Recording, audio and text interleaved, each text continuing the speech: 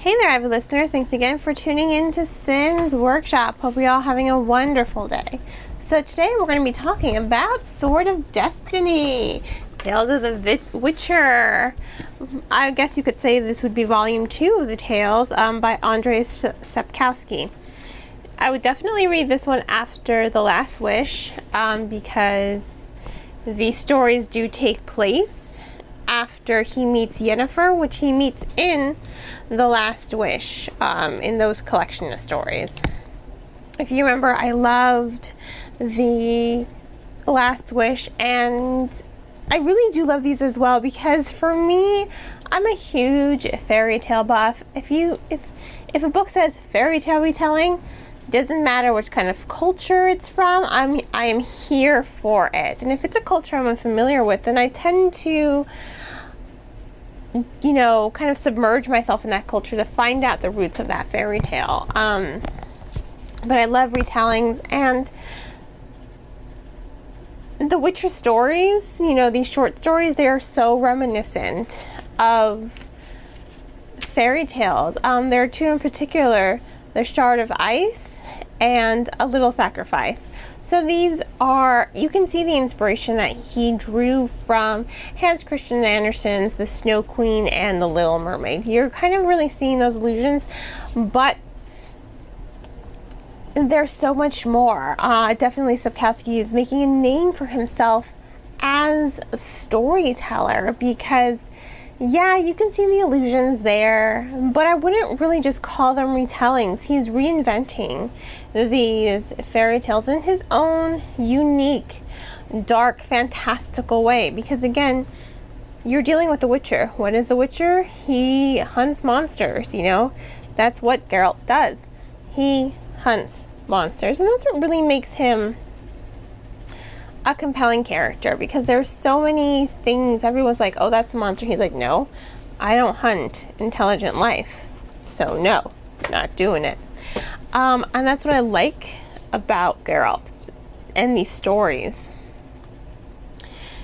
There's a lot of depth to them. You can definitely see in just his interaction with other characters. There's lots of debates on ethics, on morals. It's very thought-provoking. Other characters challenge him on an intellectual level while he challenges others on an intellectual level. Nothing's just clear and cut for these characters. It's all a shade of gray. Are there rights? Are there wrongs? Yes, definitely. 100%. There's always going to be rights and wrongs in the universe. But it was so well done. I love these stories, and this is a collection of 6 stories. In case you were wondering, some of these stories, I will say this, some of these stories were already presented in the first season of The Witcher Netflix show. In case you're I know a lot of people were confused by that show. Personally, I wasn't. I did like that it was non-linear, but I understand why it may have confused a few people. In any case, some of the stories that were featured in the first season are in here.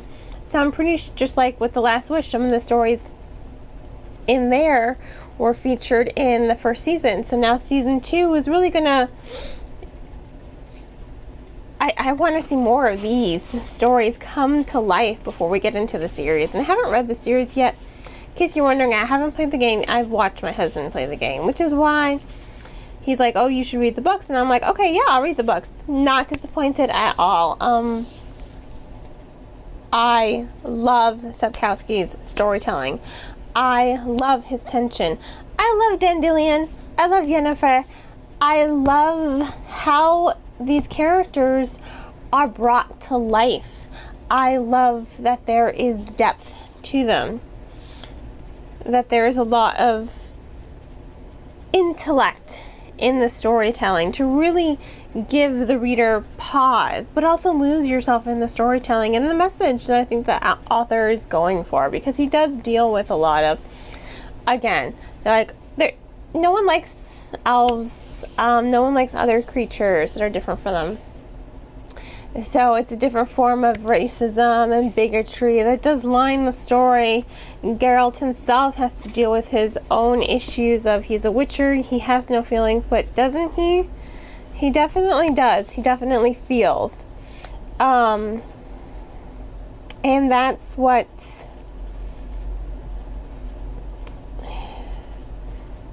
people think he doesn't feel, so they hold grudges against him.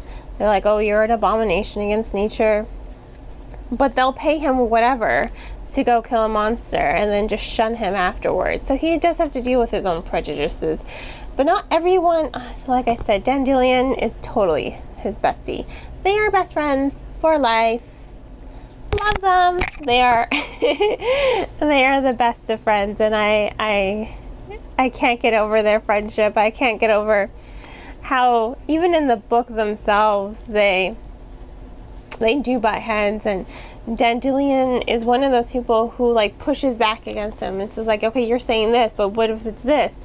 You know, but he's also like light. He's not a very heavy character. He's a bard, you know, he's there for the poetry.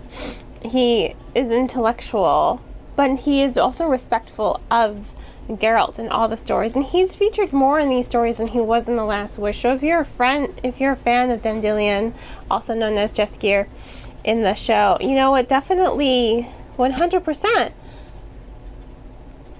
give this book a read. It has more of Yennefer. It has more of the foundations of their relationship, more tension in there, more depth in defining who they are as a couple. Are they a couple? What are their feelings for one another? You get to see that more in this novel than I think you do see in the TV show. And that's what, if you're someone who's, you know, a fan of the show and you love them as a couple, this novel here offers a little bit more dimension. I always say you know, a TV show or an adaptation is only the tip of the iceberg. You always need to go back to that source material to find out everything that's underneath.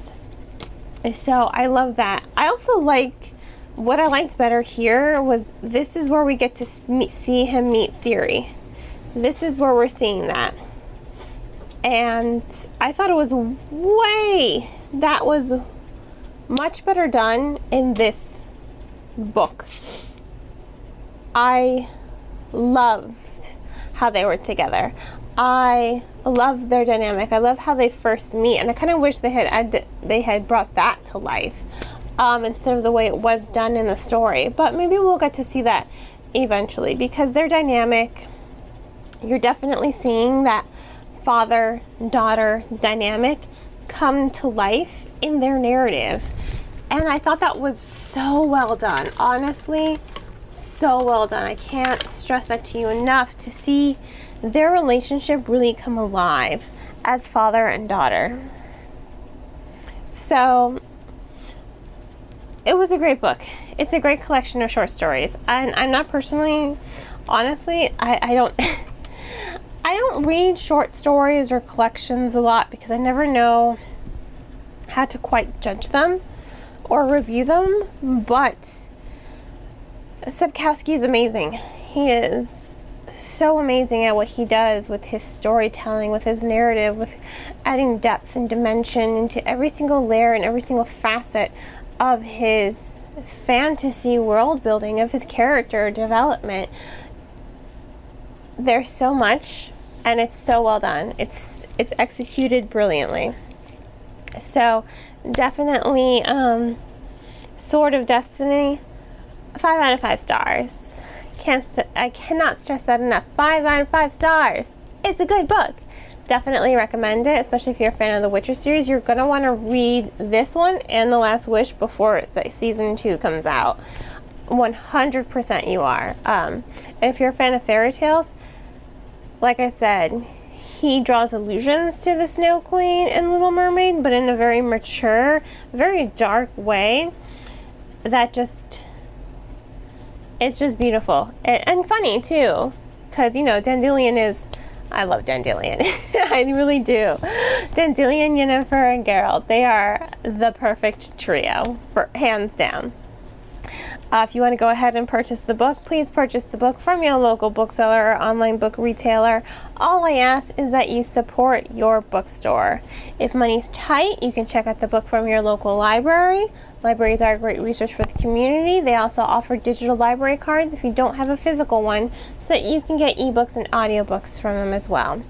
And on that note, I hope you all will continue to support me and Sins Workshop by liking this podcast and subscribing to it. You can also become a supporter on Anchor FM, or by simply sharing the love, just spreading the word. That's all I ask. I hope you all have a great rest of your day, and as always, happy reading.